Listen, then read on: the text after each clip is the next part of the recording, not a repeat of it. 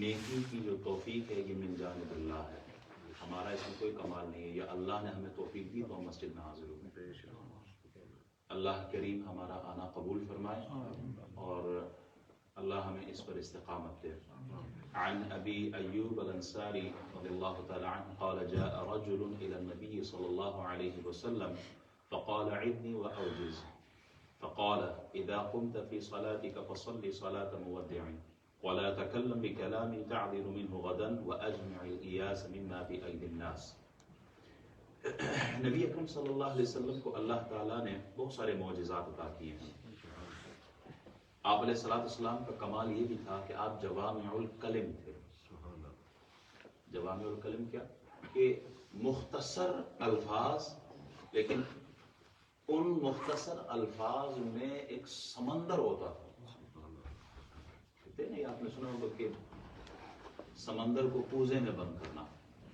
الفاظ بہت مختصر لیکن اتنے جامع ہوتے تھے، اتنے مدلل ہوتے تھے، اتنا کمال ہوتا تھا کہ مفہوم کا ایک سمندر ہوتا تھا اس کے اندر۔ کلام الامام امام الکلام، کہ امام کا کلام، بڑوں کا کلام بھی بڑا ہوتا ہے، بڑوں کا کلام بھی بڑا ہوتا ہے۔ ہمارے یہاں دیکھا جاتا ہے نا کہ کوئی تقریر ہوتی ہے، مقرر بیٹھا ہوتا ہے، خطیب ہوتا ہے، اسپیکر ہوتا ہے، 2-3 گھنٹے دبا کے تقریر کرتے ہیں، لیکن آؤٹ کم ریزلٹ کیا ہوتا ہے؟ اینڈ میں آپ کسی سے پوچھیں کہ حضرت صاحب نے کیا، حضرت صاحب کی آواز بہت سونی سی، بڑے چنگے شعر پڑھے نے حضرت صاحب، میاں صاحب کا کلام پڑھا، ماشاءاللہ کیا بات ہے۔ نو ڈاؤٹ میاں صاحب کا کلام، اس میں ہمارے لیے آپ جتنے بھی ہمارے بزرگوں کا کلام ہے اس میں کشش ہے، وہ رسول اللہ صلی اللہ علیہ وسلم کی محبت دلوں میں ڈالتے ہیں، کوئی شک نہیں ہے اس میں۔ لیکن جب وہ مقرر اپنا کلام یا کوئی گفتگو 2-3 گھنٹے کرنے کے بعد اٹھ کے جاتے ہیں، آپ کسی آدمی سے پوچھیں کیا سنایا ہے، apart from one sentence, mashallah, he recited very beautifully Naat. So what have you learned from that gathering, from that majlis, from that speech? What have you learned? Imam said, I don't know, but mashallah, gathering was beautiful. رسول اللہ صلی اللہ علیہ وسلم تھوڑی سی گفتگو فرماتے لیکن اس میں سمندر ہوتا تھا، اس میں سمندر ہوتا تھا۔ حضرت ابو ایوب انصاری رضی اللہ تعالیٰ عنہ روایت کرتے ہیں کہ ایک آدمی آیا رسول اللہ صلی اللہ علیہ وسلم کے پاس۔ A person came to رسول اللہ صلی اللہ علیہ وسلم and he said, یا رسول اللہ advise me، اور مجھے کوئی نصیحت کرے، but briefly، تھوڑی سی مختصر لیکن بہترین، مجھے کوئی نصیحت فرما دے۔ نبی اکرم صلی اللہ علیہ وسلم نے ارشاد فرمایا اذا قمت فی صلاتک فصلی صلاة مودع۔ میں مفہوم بیان کر دیتا ہوں کہ جب نماز پڑھو تو ایسی پڑھو کہ یہ تمہاری آخری نماز ہے۔ نماز پڑھو بس آخری نماز سمجھ کے پڑھو۔ When you pray, what should you think that this is my last salah؟ آخری نماز سمجھ کے پڑھو۔ وَلَا تَكَلَّمْ بِكَلَامٍ تَعْذِرُ مِنْهُ غَدًا، ایسا کلام نہ کرو کہ جس پہ بعد میں آپ کو پشیمانی ہو۔ آپ الفاظ بول دیتے ہو، you utter the words, but in future you will regret. Don't do such کلام، ایسی گفتگو نہ کرو جس پہ کل تمہیں پشیمانی ہو۔ تیسری نصیحت وَأَجْمِعِ الْإِيَاسَ مِمَّا فِي أَيْدِي النَّاسِ، دوسروں کے پاس جو ہوتے ہیں کہ تمنا نہ کرو، لالچ نہ کرو، ان کی طرف نہ دیکھا کرو، دوسرے کے پاس کیا مال ہے، کتنا کچھ، ڈونٹ لک ایٹ دیم۔ احباب رسول اللہ صلی اللہ علیہ وسلم کو اللہ نے جو بھیجا ہے، نبی کی ڈیوٹی کیا ہوتی ہے؟ ماشاءاللہ حال پورا بھرا ہے۔ نبی کی ڈیوٹی کیا ہے؟ کہ جو اللہ نے کلام دیا وہ ڈیلیور کرنا ہے، وہ آگے پیغام پہنچانا ہے۔ فذکر، یہ آپ علیہ الصلوۃ والسلام کی صفت ہے مذکر۔ فذکر انما انت مذکر، آپ نصیحت کریں، آپ محبوب آپ نصیحت کریں، آپ بتائیں، آپ کا کام ہی نصیحت کرنا ہے۔ فذکر بالقرآن من یخاف وعید، محبوب ان کو نصیحت کرے قرآن سے، جو دھمکی سے ڈرے، جو میرے کلام سے ڈرے، ان کو ڈرائیں، ان کو بتائیں۔ اگر اللہ تعالیٰ نے آپ کو یہ صلاحیت دی ہے، آپ کو اللہ نے اتنی آپ کی کیپیسٹی ہے اور ایبلٹی ہے ماشاءاللہ آپ کے اندر کہ آپ دوسروں کو گائیڈ کر سکتے ہیں، آپ ضرور کیا کریں۔ بلغوا عنی ولو آیہ، آپ یہ رسول اللہ صلی اللہ علیہ وسلم فرماتے ہیں آگے پہنچاؤ، آگے بتاؤ، اگرچہ ایک آیت ہی ہو. اگر آپ کے پاس کوئی علم ہے، آپ کے پاس حکمت ہے، آپ کے پاس وہ طریقہ سلیقہ اسلوب ہے کہ آپ ایک پیغام پہنچا سکتے ہیں، اپنے بچوں کو گائیڈ کر سکتے ہیں، بھائی کو گائیڈ کر سکتے ہیں، تو آپ گائیڈ کریں. حضور علیہ الصلوۃ والسلام کا ہر امتی، دیکھیں ہماری بھی ڈیوٹی ہے کہ نہیں ہے، جو علم آپ کو اللہ نے تعاونوا علی البر والتقوی ولا تعاونوا علی الاثم والعدوان، نیکی کے کاموں میں ایک دوسرے کی مدد کریں. ولا تعاونوا علی الاثم والعدوان، برائی کے کاموں میں نہیں، کس میں؟ نیکی کے کاموں میں ایک دوسرے کی مدد کریں. نبی علیہ الصلوۃ والسلام ارشاد فرماتے ہیں اذا قمت فی صلاتک فصل صلاۃ مودع، ایسی نماز پڑھو سمجھو کہ یہ فجر پڑھی، ہمیں نہیں پتا کہ ظہر نصیب ہوگی یا نہیں ہوگی، ظہر پڑھی عصر کا کوئی نہیں پتا، عصر پڑھی تو مغرب کا، مغرب پڑھی ہے تو عشاء کا کوئی نہیں پتا، عشاء پڑھ لی اب یہ نہیں پتا کہ صبح میری آنکھ کھلے گی بھی یا نہیں. So we don't know about our death. It can come any time. So we have to be prepare ourselves. We have to prepare ourselves for the death. یہ جو آج ہم نے جنازہ پڑھا اس نائجیرین بھائی کا، وہاں صحیح ایسی کوئی نام تھا، تو وہ نائجیریا سے منڈے کو پہنچا ہے اور ٹیوزڈے یہی ڈیتھ ہو گئی. within 24 hours he passed away. کیا خواب لے کے آیا تھا نائجیریا سے یو کے پہنچنے کی، کیا کچھ اس نے سوچا ہوگا، کیا پلان کیا ہوگا، 24 آورز کے درمیان وہ چلتے چلتے گر کے فوت ہو گیا. یہاں کوئی اس کا، جیسے آج میں نے جنازے میں بھی کہا کہ اگرچہ بلڈ ریلیٹو یہاں کوئی نہیں تھا، ہم مسلمان انما المؤمنون اخوہ، ہم سارے مسلمان بھائی ہیں، ہم مسلمانوں کے علاوہ یہاں کوئی اس کو دفنانے والا تو نہیں تھا نا. تو ہمیں اپنی موت کے بارے میں سوچنا ہے. حضور فرماتے نماز ایسی پڑھو کہ یہی آخری نماز ہو سکتی. اقبال صاحب وہ پاکستان گئے، پہلے سے ٹکٹ سب کچھ کرایا تھا، ماں باپ کو دیکھنے کے لیے گئے تھے، ان کو تو نہیں تھا پتا نا کہ میری ماں کی ڈیتھ ہونے والی ہے. وہ تو وہاں پاکستان پہنچ کے ان کو پتا چلا کہ ماں انتقال کر گئی، جن کی خدمت کے لیے وہ ہر دوسرے سال جاتے تھے وہاں ماں باپ کی خدمت کرنے کے لیے. اس سال بھی یہی پروگرام تھا، ماں باپ کو دیکھنے کے لیے گئے. پاکستان پہنچنے پر ان کو پتا چلا کہ ماں کی وفات ہو گئی. So we don't know about death، کہ کب کس وقت موت کا سامنا ہو سکتا ہے. حضور فرماتے نماز پڑھو تو ایسی پڑھو کہ آخری نماز. ان اللہ عنده علم الساعة وينزل الغيث ويعلم ما في الارحام وما تدري نفس ماذا تكسب غدا وما تدري نفس بأي ارض تموت ان اللہ علیم خبیر. سورہ لقمان کی آخری آیت ہے. وہاں اللہ کیا ارشاد فرماتا، ہم نہیں جانتے کہ کل ہمارے ساتھ کیا ہونے والا ہے. We don't know what will happen tomorrow. We don't know. وَمَا تَدْرِي نَفْسٌ مَاذَا تَكْسِبُ غَدًا وَمَا تَدْرِي نَفْسٌ بِأَيِّ أَرْضٍ تَمُوتُ. We don't know where we're gonna die. ہم نے ویسے تو اپنے قبر کی زمین خرید لی ہے، جگہ بنا لی ہے، سب کچھ، but we don't know. Maybe we'll die in Pakistan, in Arab, in Morocco. ہمیں زمین کا نہیں پتا کہ کس زمین میں ہمیں موت آنے والی ہے. اس موت کی تیاری کرنی ہے. دوسرا مطلب اس جملے کا کیا ہے کہ ایسی پڑھو کہ آخری ہے. اس سے دوسرا مطلب علماء یہ نکالتے ہیں کہ جب تم نماز میں کھڑے ہو جاؤ نا تو ساری دنیا سے کٹ کے فقط اللہ کے ہو جاؤ. دل، دماغ، روح، جسم، سوچ، فکر only in one direction. اور وہ ڈائریکشن کیا ہے؟ سوچ فکر اللہ کی طرف. اللہ میں تیرا بندہ. اللہ کو دیکھیں، عبادت تو فرشتے بھی کرتے ہیں نا، فرشتے بھی عبادت کرتے ہیں، لیکن فرشتوں کی عبادت سے بندے تیری عبادت اللہ کو زیادہ محبوب ہے.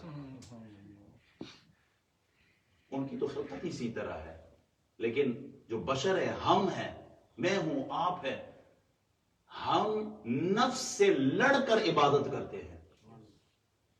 ہمارے اندر خواہشات بھی ہے، شہوت بھی ہے، حرص بھی ہے، لالچ بھی ہے، ہمارے اندر غضب بھی ہے، غصہ بھی ہے. سب کو ایک طرف کر کے ہم اللہ کے حضور سجدے میں جاتے ہیں. اور 2 رکعت ایسی نماز بندہ پڑھے تو یہ نماز اللہ کے حضور فرشتوں کی عبادت سے زیادہ افضل ہے.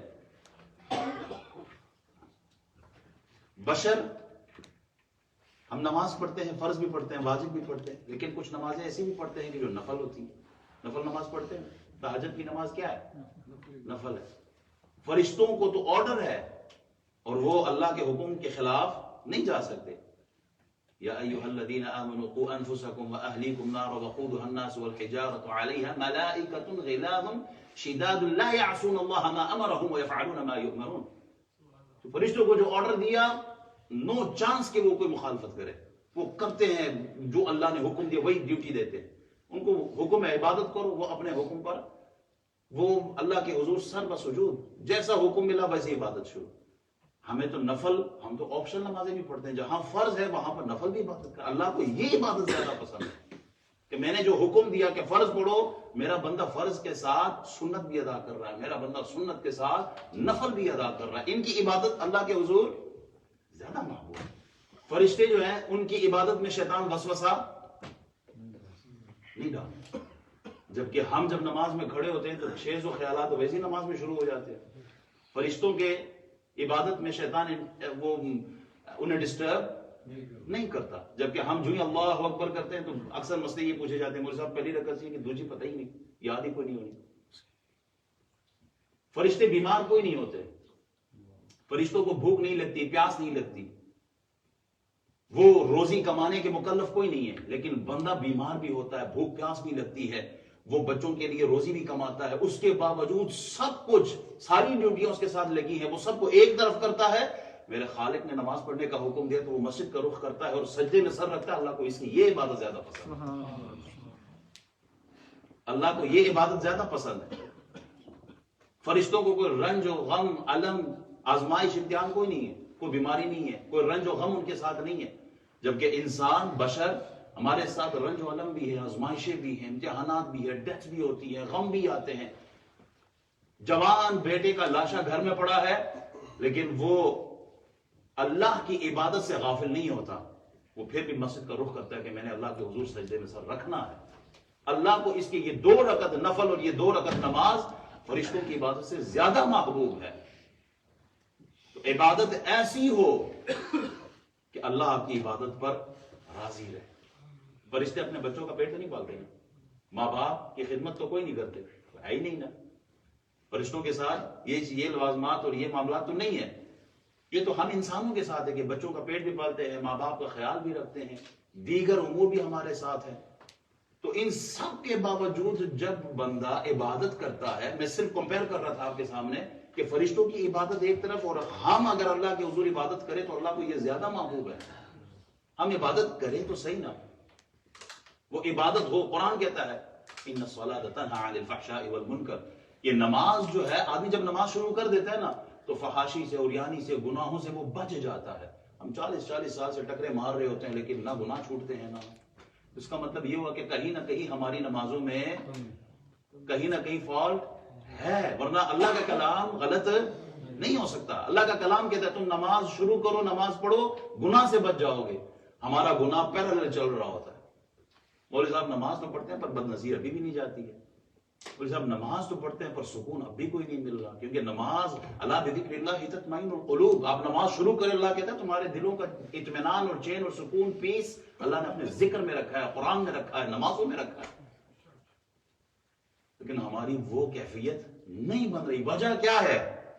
وجہ یہ ہے کہ جس تھیلی میں ہم مال جمع کر رہے ہیں اس تھیلی کو نیچے سے سوراخ لگا ہے۔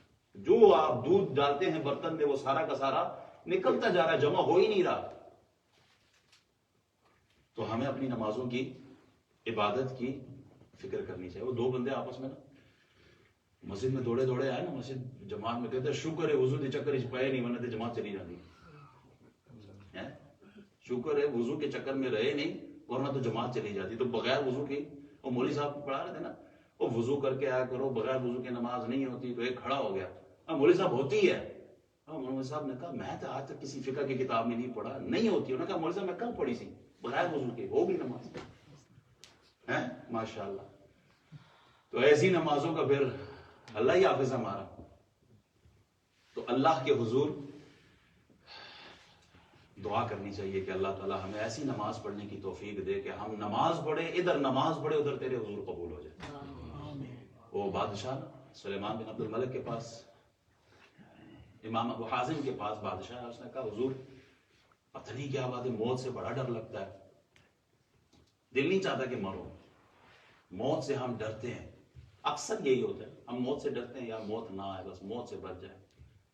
اگرچہ ہونا یہ چاہیے تھا کہ موت سے اللہ سے ایسی زندگی مانگنی چاہیے کہ یا اللہ زندگی ہمیں وہ دے جس میں تیری رضا ہو، اور جس دن تیری رضا کے خلاف قدم اٹھے اس سے پہلے پہلے دنیا سے چلے۔ موت کی دعا مانگنی نہیں چاہیے، لیکن اگر حالت بےایمانی کی طرف، گناہ کی طرف، ظلم کی طرف جائے تو پھر دعا کر اللہ ایسے وقت آنے سے پہلے پہلے ایمان کی موت دے دے ہمیں۔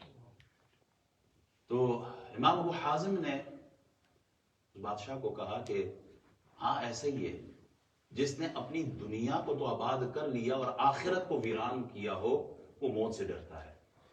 ہم میں سے کوئی بھی نہیں چاہتا کہ آبادی کو چھوڑ کے ہم ویرانے کی طرف جائیں۔ کوئی چاہے گا کہ یہاں شہر سے نکل کے جنگل کی طرف جائے؟ نہیں، ہر آدمی چاہتا ہے کہ میں خوشحال جگہ پر، اچھی جگہ پر، اچھے ماحول میں رہوں، جنگل دشت و بیاباں میں نہیں، ویرانے میں نہیں۔ تو جس نے اپنی دنیا تو آباد کر لی، آخرت برباد کر لی، وہ موت سے ڈرتا ہے، اور جس نے اپنی آخرت کو آباد کیا، وہاں کی تیاری کی، وہ موت سے پھر نہیں ڈرتا۔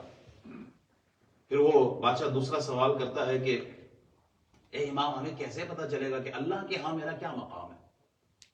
What is my status in the court of Allah subhanahu wa ta'ala؟ امام ابو حازم نے ایک جملہ میں کہا قرآن پڑھو نا، جو اسٹڈی قرآن۔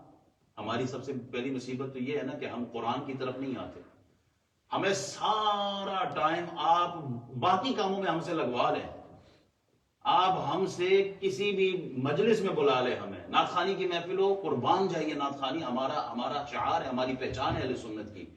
لیکن افسوس کا مقام یہ نعت خوانی کا دوسرا درجہ ہونا چاہیے تھا، قرآن کو فرسٹ آپ پریورٹی دیتے، قرآن کو ٹاپ پر رکھیں آپ۔ اللہ کا کلام، یہ قرآن میں جو رسول اللہ کی نعت خوانی بیان کی ہے، جو حضور کی تعریفات ہوئی ہیں، آپ قرآن پڑھ کے کیوں نہیں دیکھتے؟ قرآن کی طرف نہیں آنا، باقی جو آپ محفلیں ہم سے سجا لیں، دیکھیں کیا کتنا رش لگا ہوتا ہے، آپ کو اپنا مقام پتہ چل جائے گا۔ امام ابو حازم نے کہا قرآن نہیں پڑھا، قرآن کے اندر پتہ چل جائے گا کہ تمہاری کیا حیثیت ہے۔ ان الابرار لفی نعیم وان الفجار لفی جحیم۔ اگر نیک ہے نا تو جنت میں جاؤ گے، اور اگر برے ہو، گناہگار ہو، ظالم ہو، اللہ سے دور ہو، دین سے دور ہو، قرآن کا پتہ ہی کوئی نہیں، دنیا کمانے میں ایسے غرق ہو گئے کہ نمازیں چھوٹ گئی، اللہ کی فرما برداری چھوٹ گئی، تو کہا پھر قرآن کے اندر ہی لکھا ہوا ہے ان الابرار لفی نعیم وان الفجار لفی جحیم۔ نیک لوگ جنت جائیں گے اور برے لوگ جہنم کی طرف۔ اللہ ہم سب کی حفاظت کرنا۔ کہتا ہے پھر اللہ کی رحمت کدھر ہے؟ بادشاہ نے پوچھا اللہ کی رحمت، تو آپ نے جواب دیا اللہ کی رحمت ان رحمت اللہ قریب من المحسنین، اللہ کی رحمت تو نیک لوگوں کے ساتھ ہے۔ اللہ رحمان ہے کہ دنیا میں کوئی شک نہیں ہے، کافر کو بھی کھلا رہا ہے، اور اللہ کی صفت رحیم روز محشر فقط مومنوں کے ساتھ ہوگی، کافروں کو عذاب ملے گا اس دن۔ تو نیک بنیں گے تو جنت کے مسافر ہوں گے۔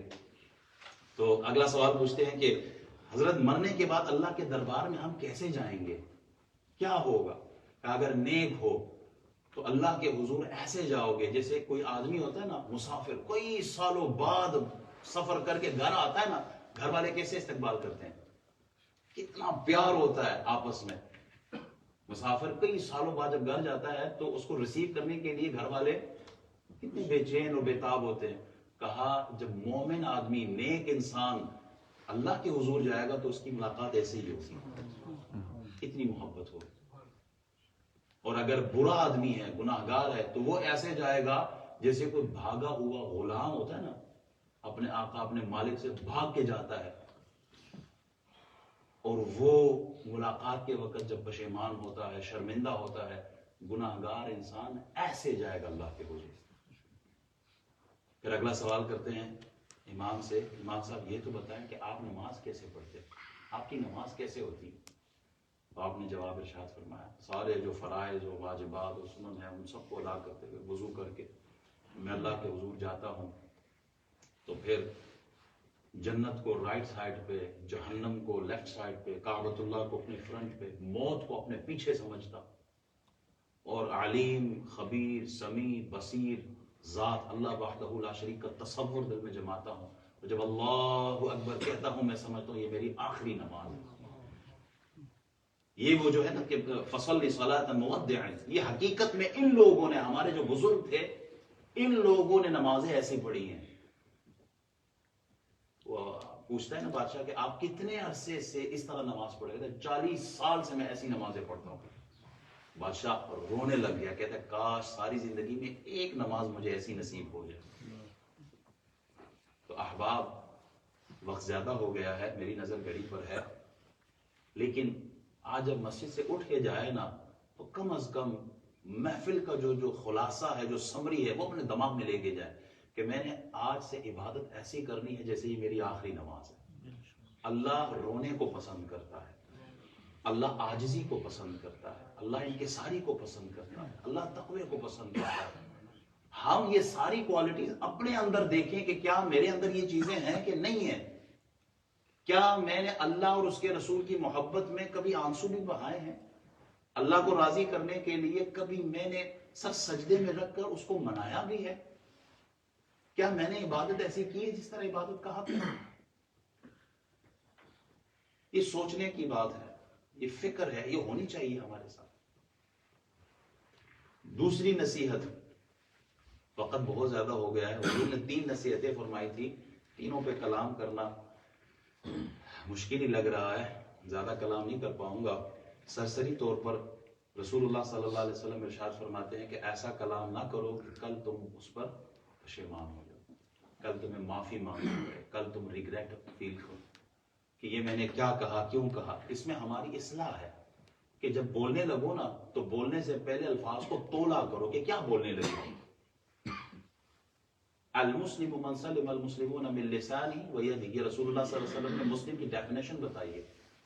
مسلم کی ڈیفینیشن کیا ہے؟ کلمہ پڑھے لا الہ الا اللہ محمد رسول اللہ، کوئی شک نہیں ہے، وہ تو پڑھتا ہی مسلمان ہے۔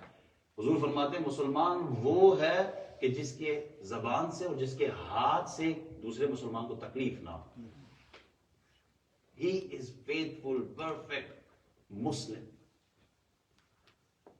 He is the real believer who doesn't harm the other Muslim with his tongue and with his hands. He is the perfect Muslim in the sight of Allah and His Rasul sallallahu alaihi wasallam.